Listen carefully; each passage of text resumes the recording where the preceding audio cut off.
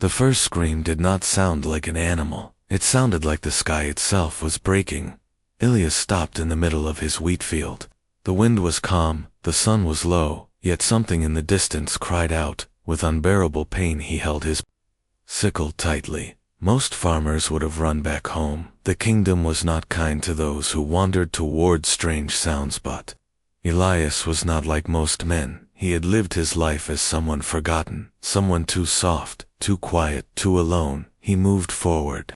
Slowly the wheat brushed his legs like whispers. The air began to smell of smoke and blood. Then he saw them too. Massive dragons collapsed in the grass beyond his crops. Their wings were torn, their scales were cracked. Their breathing was weak. One was silver like moonlight, the other was dark like storm iron. Both were shaking, both were dying. Ilias froze. His heart screamed for him to leave. Dragons were hunted, dragons were hated. The king had declared them monsters. Anyone who helped them would be executed. Yet these creatures did not look like monsters. They looked abandoned. The silver dragon lifted her head slightly. Her eyes were filled with fear and sorrow. The dark dragon growled softly, not with anger, but with desperate warning. Ilias swallowed. His voice trembled. I am not here to hurt you. Neither dragon attacked. They only watched, as if waiting for the final cruelty. Elias stepped closer, and then he saw the chain's iron bands dug deep into their necks. Glowing runes burned into their flesh. Curses. Someone had owned them, someone had controlled them, someone had broken them. Elias felt sick. Who did this to youth? Silver Dragon shivered. A tear slipped down her face, mixed with bloody. Elias looked around. No one else was coming, no one else would save them. He could walk away, he could pretend he never saw anything, but he could know that knelt beside them. His hands touched cold scales. You should hate humans, he whispered, but I cannot leave you here. The dark dragon's eyes were sharp, as if searching for a lie. Humans killed dragons. A voice entered Elias' mind, deep and broken. Elias nodded slowly. As humans destroy what they fear. He inhaled painfully. But I know what it feels like to be thrown away too. His back ached as he tried to lift the silver dragon. She was heavy beyond reason. His arms screamed, his legs shook. Still, he dragged her across the grass, inch by inch. The dark dragon crawled behind them, leaving a trail of bloody. Elias carried 2 wounded dragons through his wheat field, a sight no one in the kingdom would believe. He brought them into his barn. He laid hay down like a bed. He cleaned their wounds with trembling hands. He tore his only blankets into strips. He boiled herbs. He whispered soft words through the night. 2 are safe here. The dragons did not believe him. Not yet. Days passed. In the 4th morning, the silver dragon opened her eyes fully.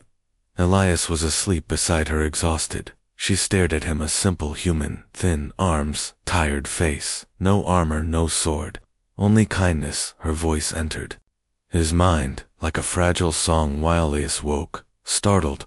Why? What? Why did you save Eucilius? Sat up slowly. Because you were dying. The dark dragon lifted his head. Slightly. Humans do not save dragons. They cheer when we burn. Elias' voice cracked. Then maybe I am not like them. The silver dragon trembled. We were prisoners.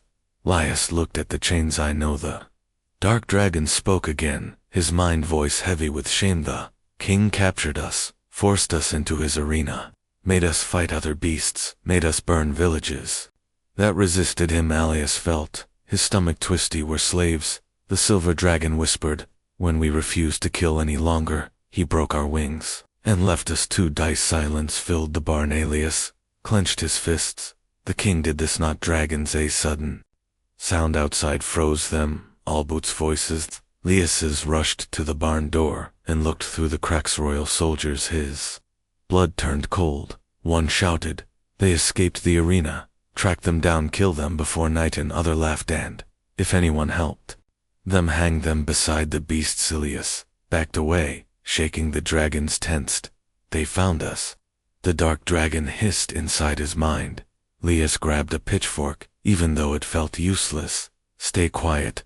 The barn door slammed open. Light poured in. The captain stepped forward with a cruel smile. Well, dragons hiding in a farmer's home. His eyes moved to Elias Trotter.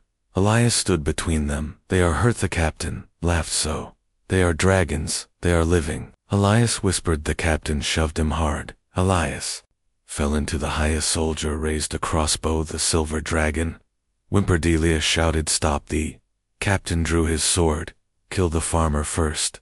The blade lifted. Elias stared at it, knowing he was about to die. Then a voice touched his mind, soft and trembling. Elias, silver dragon, you should have left us. Elias, tears fell. He could. Another voice broke. Then we will not leave you. A faint glow spread beneath her scales. The runes on her chains began to crack. The captain swung his sword before steel met flesh. A burst of light exploded through the barn. The chains shattered. The air screamed. Soldiers stumbled back. The silver dragon rose with trembling strength. Her eyes burned like moons. She spoke aloud, touch him, and you will face the wrath of the sky. You tried to forget. The soldiers froze. The dark dragon stared in shock, but the effort was too much. The silver dragon collapsed, coughing blood. The captain roared, kill them now. The soldiers charged. Elias crawled in front of her. The dark dragon forced himself up. His wound reopened. Blood poured. Still, he placed his body between Elias and the soldiers. If we die, you must live, he whispered. Elias shook his head, sobbing, I will not lose. Youth captain raised his sword again. Then an arrow struck his throat. He collapsed, choking. The soldiers turned horrified. Outside stood a village girl holding a shaking by. Saw them hurting him, she whispered. More villagers gathered behind her, faces pale. Fearfully, Elias stood slowly. These dragons were not monsters, they were slaves. The king tortured them. Villagers murmured, some cried. The dark dragon spoke into every mind, like thunder. We never wanted war. We wanted freedom. The soldiers backed away, uncertain. That night Elias knew the truth. The kingdom would burn him for this, so he ran not away from the dragons, but with them. They were too weak to fly, so once again he carried them across forests, through rain, toward the mountains behind them. Torches filled the night. The king's army hunted. The silver dragon whispered, you are small, yet your heart is larger. Then King Elias smiled faintly. I am only a farmer. No, she replied, you are hope. Pat, the mountain edge. The army surrounded them, hundreds of spears, steel shining. The king himself arrived, his cloak red like spilled blood. He smiled coldly. My pets found a new master. Elias' voice shook. They are not pets. The king sneered, everything belongs to power. He raised his hand, kill them. Soldiers charged. Elias stepped forward, arms spread. Then kill me first. The dragons froze. Elias whispered, if my life buys yours, it is worth it. The dark dragon voice broke with grief. Foolish human spears lifted. Then the sky roared. Wings thundered. Dozens of dragons descended from the clouds. Scarred, ancient, furious, the earth shook. The king's face turned white. Tempesible, the elder dragon landed, like a falling mountain. His gaze locked onto Elias, a human who carried wounded dragons. Elder lowered his head. This bond has awakened the forgotten pack. The king screamed, dragons obey, fear. The elder dragon replied, dragons obey. Freedom. Fire lit the air, not to destroy, but to cleanse. The king's army Brox. The king fled into darkness. Elias collapsed, sobbing. The silver dragon rested her head against him. You changed our lives, Elias whispered. You changed mine. The dark dragon leaned closer. We were smiled through tears. So was I. Dawn rose over the mountains. For the first time in centuries, humans and dragons stood together, not as enemies, but as souls saved by kindness. Because sometimes the smallest heart can carry legends, and sometimes saving the hunted reveals the true monsters were never the dragons. And the bond that followed changed all their lives forever.